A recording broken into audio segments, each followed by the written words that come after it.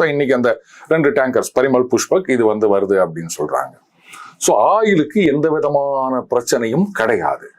Bulk consumer சென்னையில மட்டும் ஒரு நாளைக்கு 3500 பேருந்துகள் ஓடுகின்றது அப்படின்னு சொல்றாங்க தமிழக அரசாங்கத்துல. மந்திரி சொல்லியிருக்காரு, அந்த டிபார்ட்மெண்ட்ல சொல்றாங்க எந்த தட்டுப்பாடும் இல்லை டீசலுக்கு அப்படின்னு. சென்னையில மட்டும் 3500 பஸ் ஓட்டுறவங்களுக்கே டீசலுக்கு தட்டுப்பாடு இல்லைன்னா இங்க பெட்ரோல் பங்க் வாசல்ல போய் நின்றுனுக்குறாங்களே அவங்களெல்லாம் நீங்க என்ன சொல்லுவீங்க? பேனிக் பையங்க சார். Artificial scarcity. இதுக்கு நான் சின்ன உதாரணம் சொல்லுவேன், அப்பதான் உங்களுக்கு தெளிவா புரியும். வருகிறது டண்டனா புயல், சென்னை தப்பிக்குமோ இப்படின்னு போடுவாங்க. உடனே நம்மளும் போய் உட்காருவோம். உடனே 4 எக்ஸ்பர்ட் வருவாங்க. அவர் சொல்லுவாங்க இந்த புயல் இப்படி வரும்னு.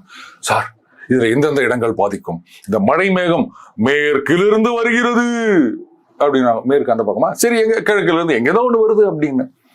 இதை பார்த்த உடனே அடுத்த 1 மணி நேரத்துல அக்கம் பக்கத்துல இருக்க கடைகள்ல எல்லாத்துல இருந்தும் நூடுல்ஸ் இருக்காது, உருளைக்கிழங்கு இருக்காது, தோசை மாவு இருக்காது, பால் இருக்காது, கோதுமாவு இருக்காது, வத்தி பொட்டி இருக்காது, மெழுகுவத்தி இருக்காது. நம்ம மழையே பார்த்தது இல்லையா? சுனாமிலேயே ஸ்விம்மிங் போட்டவங்க நாம. இப்ப மழையால பாதிப்புன்றது எப்படி? மழை வந்துதான் தீரும், அதை நம்மளால ஒண்ணும் பண்ண முடியாது. மழையில வீட்டுக்குள்ள தண்ணி வருது அப்படின்னு சொன்னா அப்ப அது அரசாங்கத்துடைய தவறு. மழை நீர் வடிகால் சரியா பண்ணல, அதனால அவங்க தப்பு. அப்ப அதை கேள்வி கேட்கணும், இவங்க அதை கேட்க மாட்டாங்க. வெளுத்து கட்டுமா மழை இப்படி பீதியை கிளப்பி விட்டு உடனே என்ன பண்ணுவாங்க, எல்லாரும் கொண்டு போய் பிரிட்ஜ் மேல காரை நிறுத்திட்டு வந்துருவாங்க.